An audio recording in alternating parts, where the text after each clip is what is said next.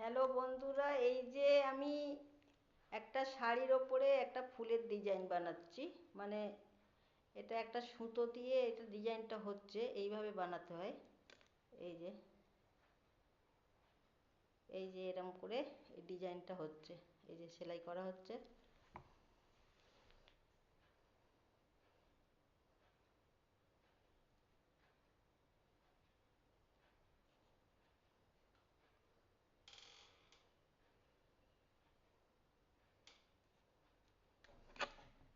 এই যে এতটা কাজ করা হয়েছে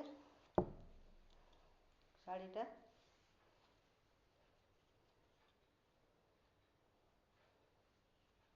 শাড়িটা প্লেন কেনা হয়েছিল, এবার এর ওপরে ডিজাইন করা হচ্ছে। আমার শাড়ির কালারটা অনেক সুন্দর লাগে, সেই জন্য এই শাড়ির ওপরে নিজে থেকে একটা ডিজাইন বানাচ্ছি।